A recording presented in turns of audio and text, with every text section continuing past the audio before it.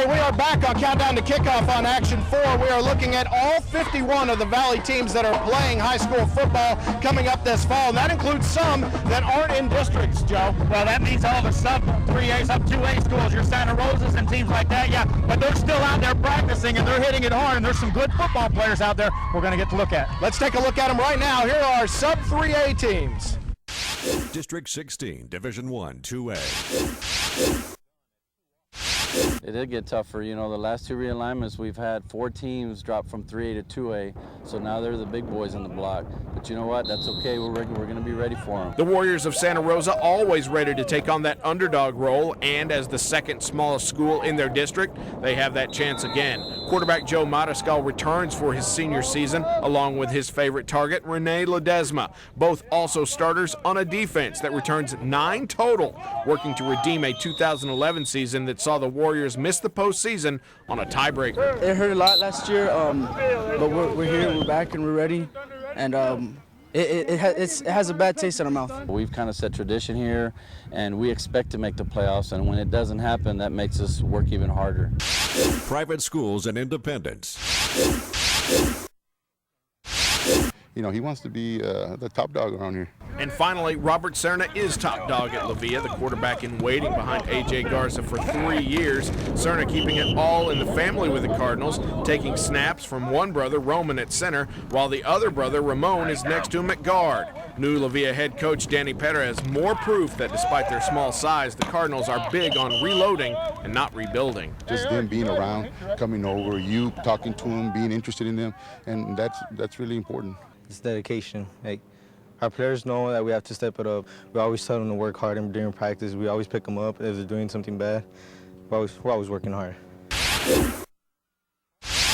You know, this is your year, especially for the seniors. It's one time and that's it. You know, enjoy it, have a good time with it, make the most of it, because you know, next year we won't be here. An historic first season of varsity football for Monte Alto as the Blue Devils joined District 16 1A Division 1, but this team doesn't play like an entry-level squad, and no one's trying to schedule them for homecoming. Speaking of home, the Devils have one now. Monte Alto will experience the Friday night lights for the first time this year. It excites us. We see it and we see the lights, and well, we're going to be playing there Friday nights. Like every day after practice, I go and see those lights, take a look at them, and I get ready, and I feel pumped.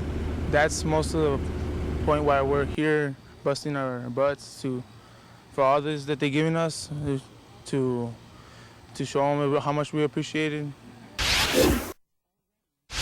We're putting it in their hands. We're giving them the tools, and now they just got to put it to use. But the excitement and the morale here is very high. Football is back in Santa Maria after 2.5 years away. The Cougars return to varsity play under new head coach Frank Muir. Santa Maria will face some bigger opponents before their district begins, and that's because there's a lot to live up to. The last time the Cougars finished a season, they made the playoffs. You know what? It only makes our football team better, and you know, it's going to prepare us for district, because our district, I believe, is just as tough as any 4 or 5A district out there. Private schools and independents.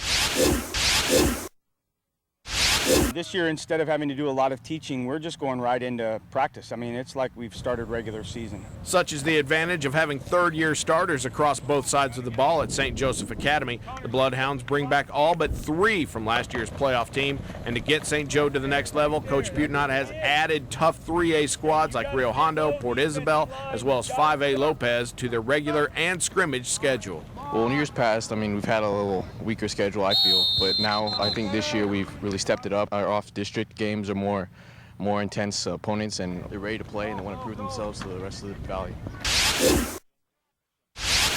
It just gets better and better every day. You know, we have more players, more people interested in it, and it's becoming a very big challenge and very fun. Pharr Oratory opens their second season of football with twice as many games as last year. The Ocelots are looking forward to big TAPS matchups in San Marcos and at Brownsville St. Joseph, while increasing their football knowledge by leaps and bounds every day. The kids have been really receptive on getting the actual attention to football. A lot of these kids have never played football before. They played soccer, and that's all they've known. We want to win. And not so much for the pride of, you know, we won, but knowing that, you know, we can achieve something as a team. It was definitely a lot of excitement. It was probably our first winning record, and I say over 15 years, so it's definitely something we want to build on and continue to do.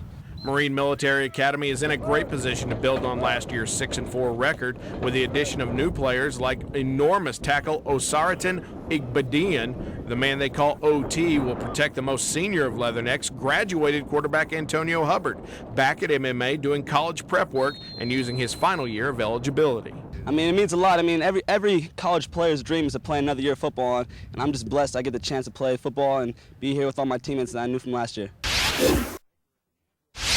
I had to put in more hard work since my last season. I want to go out good. LaSarre football is playing seniors for the first time this fall, but the Lions are also being asked to go above and beyond on both sides of the ball with only 12 players out at practice. But this team isn't using their independent status as an excuse and not put in the work necessary to go both ways.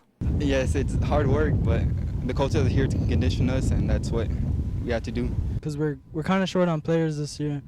So a lot of us are going to have to do both ways, but I think we're going to have a pretty good season this year. Private schools and independents.